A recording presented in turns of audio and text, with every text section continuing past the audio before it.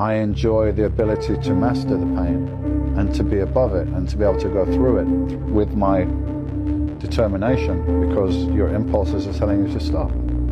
It's hurting. Why would you carry on? Just stop, man. But no, there's a goal at the end that I want to get to. So in order to achieve that goal, I'm willing to go through the pain, and I will go through the pain. And I will take pride in the fact that I was able to do that.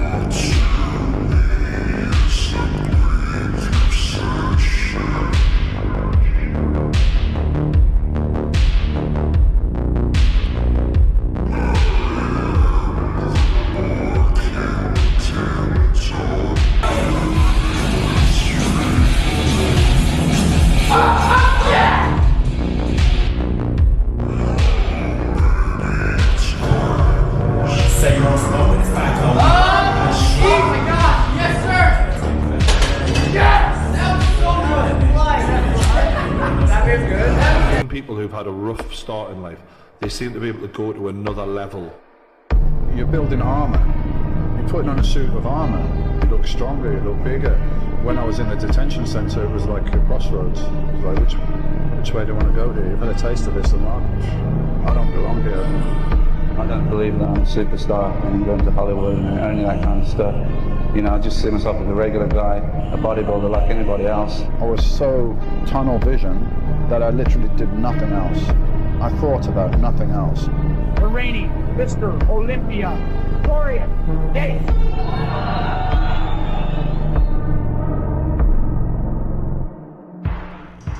Okay guys, so as promised, I was going to take you through some squat tips, and we're going to start with warm-ups because this is more of a low bar dedicated video, and shoulder mobility plays such a big role in terms of actually getting used to it, because a lot of people complain about wrist pain, shoulder pain, and quite frankly, it's not fun to do any compound movement in pain. So this is a very simple external rotation movement. You're going to want to tie resistance band to, we're using the squat rack, but it can really be anything. So you want to take your opposite hand, stack your elbow up against your hip, and boom, just fight this, do like 10 to 15 reps. It shouldn't fatigue you at all. It's just gonna help promote blood flow into the area you want it. And then, other way around. I know you're looking at my ass, so I didn't know you moved the camera. All right, so just like that, I'm gonna only do 3 for the example, but you get the point. Try to do like 10 to 15 reps with that. And we're gonna do 2 more exercises before we go into the squat itself. If you have a PVC pipe, or if your gym has any sort of similar thing, I'm sure most gyms do, just walk up to the front desk and ask. But we're gonna take this PVC pipe, and you literally just wanna do a width that's comfortable to you, and that you can get up over your head and onto your back without having to do too much like fiddling around like that. You want it to be one smooth motion. Hold that, boom. A low bar position like that, and then just hold that there, or you can even do reps with it kind of like this. I learned this from Dylan Turner. He is definitely the person you want advice from when it comes to squat. The last warm-up, you're literally just going to do a static hold in your low bar position for anywhere from 30 to 60 seconds. Literally just stand here like this. It's that simple. Just get into position and hold that for 30 to 60 seconds. And it's gonna prime your shoulders to be in that position so that as the weight slowly increases, your body's not freaking out, wondering what's going on. It's just used to it being in that position. You see this Rise fuel can here? Not sponsored, by the way. So pretend this is you, all right? You're going to squat. This is you with poor bracing and not actually inhaling air. Once you get up to your max set, this is you. I don't know about you, but that doesn't seem too fun. So I'm gonna teach you how to actually properly brace. This has been a game changer for me, especially in the last 2 weeks alone with my deadlift singles, and it's helped even more on my squat. So it's something called the Valsalva maneuver. So you want, a lot of people just take the biggest breath possible and call that good. And sure, you can half-ass your brace and get through a decent part of your lifting career. But if you want to take it a step up, you have to actually, start doing the research to figure out how to do it optimally. So it's called the Valsalva maneuver. So you want to exhale all the air out of your body until you get that tension in your core and your your lower, like upper glutes, lower back. You want it to be tight. So then after that, you want to inhale, but don't just inhale and bring your chest up with it. Inhale and push out your stomach like that. You almost want to like literally look fat when you're squatting or deadlifting. It sounds stupid, but it's gonna set you up to actually not fold like an omelet when you're under immense amounts of weight like that. And so that's the point of a belt. A lot of people have their belts way too loose. So when you brace properly, let me show you.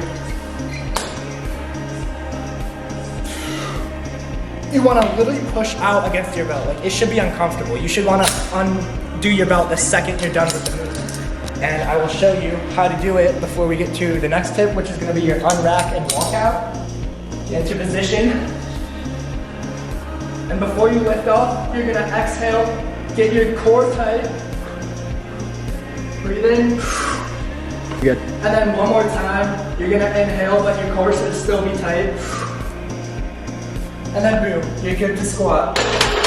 We're gonna talk about the walkout portion. Now the walkout is just as important as the squat itself because you can actually waste valuable energy if you're doing poor walkouts. So that's why it's important to get efficient, optimize it so that you can lift the most amount of weight possible. So you're gonna get under the bar, and this is something I learned from Russell Orhe. It sounds stupid at first, I know, but it will just make sense once you get it down. And he says, literally be one with the bar, like literally be an inanimate object. Some people just rest the bar on their back, like, boom, okay, let's go squat. That's not what you want to do. You want to take your time, be cautious, literally dig yourself in until it's in the most prime position ever, and you are ready to go. So, if you can see from here, you want to get a very close stance to start with. Lean back, take your toes off the ground, and boom, like this. Once my feet are flat, the bar is off the rack and ready to go. It's a movement. You get it down, boom, you just shoot up like that. Once you get it off the rack, you want to take a minute, get ready, get in the right headspace, and try to minimize your steps backwards because this is where you can waste energy. Try to take the most minimal amount of steps possible. And then here at this point, you want to literally dig your feet into the ground. Dig them into the ground, and just like becoming one with the bar, make your feet one with the ground. So you're stapled in, you have a good foundation to work with. What's up guys, my name's Eli Sobey. I'm a 75 kilo powerlifter, and going along with Tate, I'm gonna show you guys more squat tips that have really exploded my squat.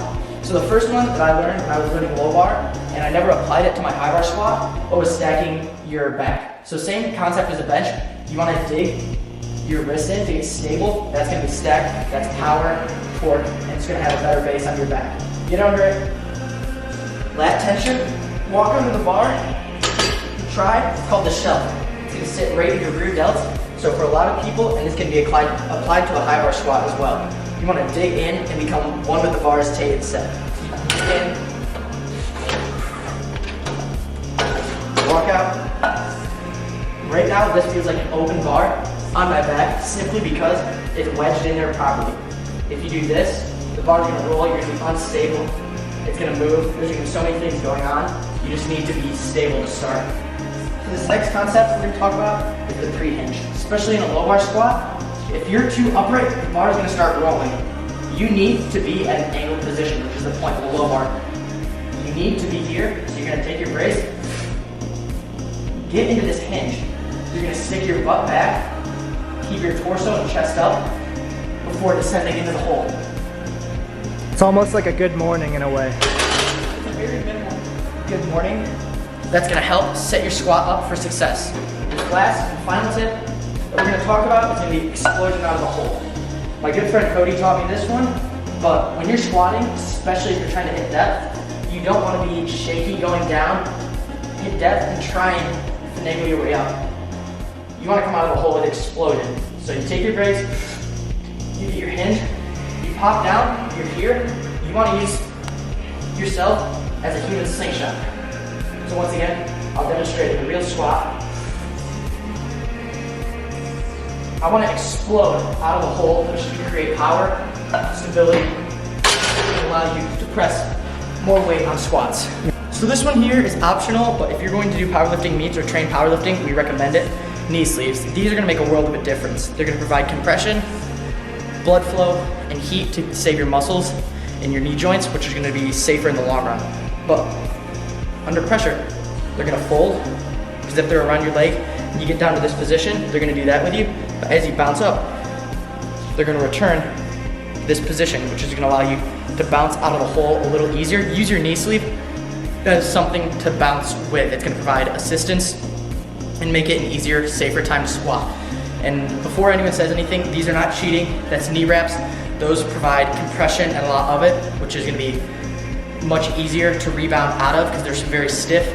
These are, yes, they're stiff knee sleeves, but they're just nowhere near knee wraps. So these at most would add 5 to 10 pounds to your squat. They will just keep you safer in the long run.